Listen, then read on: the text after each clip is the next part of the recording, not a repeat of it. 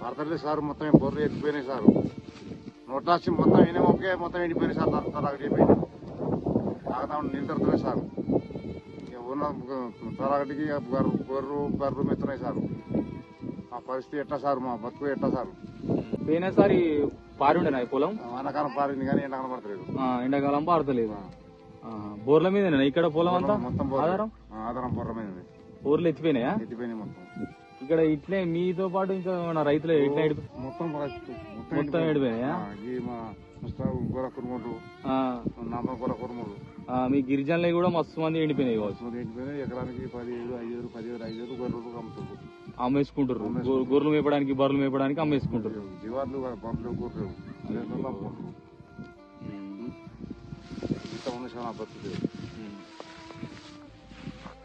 ఇక్కడున్న Congress party incharge గారికి మేము చెప్పాల్సింది ఒకటే. మేము దారిన వెళ్తుంటే ఇక్కడున్న బర్రెలను గొర్రెలను పంట పొలాలను మేపే పరిస్థితి ఉందని చెప్పి ఆగితే ఇక్కడున్న ఒక గిరిజన రైతును ఆరాధిస్తే చెప్పిండు. ఈ తెర్లమద్ది గ్రామం ముసాబాద్ తెర్లమద్ది గ్రామం ముసాబాద్ మండలం. ఇది తంగలపల్లి మండలానికి ఆనుకొని ఉంటుంది. ఇక్కడ ఈ గ్రామంలో ఇటువంటి గిరిజన రైతులు చాలా మంది నష్టపోతున్నారు. ఇట్లా పంటలు వేసి ఎకరానికి ఒక 40,000 రూపాయల చొప్పున, దరిదాపు 40,000 రూపాయల చొప్పున పెట్టుబడి పెట్టి ఇప్పటికి చాలా మంది పొలాలు ఇప్పుడు చూసుకుంటూ వస్తున్న చాలా మంది పొలాల్లో ఈ రైతును చూసి ఆయన ఆగితే ఇటువంటి పరిస్థితి కనిపిస్తుంది.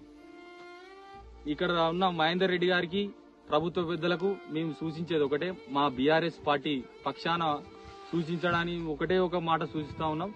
ఇటువంటి రైతులను ఇది పూర్తి స్థాయిలో ఎండిపోయింది. ఇంకా 2-3 తల్లు 4-5 తల్లు పెడితే పొలం పారే అవకాశం ఉన్న రైతులకు నీళ్లు ఇవ్వండి.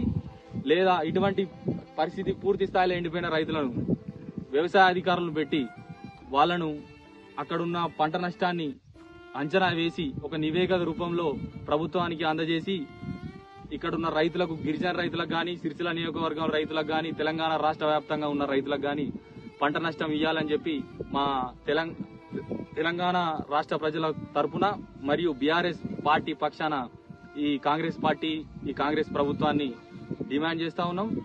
ఫర్ సపోజ్ ఒక 3 ఎకరాలు నాటేసిన రైతు ఎకరంన్నర నష్టపోతే మిగతా ఎకరంన్నర ఉంది కదా, దానికి పంట బోనస్ ఏ వడ్లు వేసినా కూడా సన్నమైనా దొడ్డైనా అటువంటి పంటకు బోనస్ ఇచ్చి వాళ్ళను తక్షణమే ఆదుకోవాలని చెప్పేసి మా బీఆర్ఎస్ పార్టీ పక్షాన ప్రభుత్వాన్ని డిమాండ్ చేస్తా ఉన్నాం.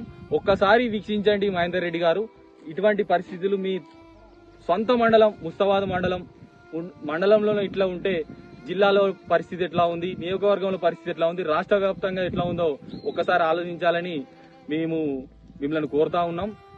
ఇటువంటి పరిస్థితులను చూసి మాకే చెల్లించిపోతుంది. మా లాంటి యువకులకు, మేము రైతు కుటుంబంలో పుట్టినాం.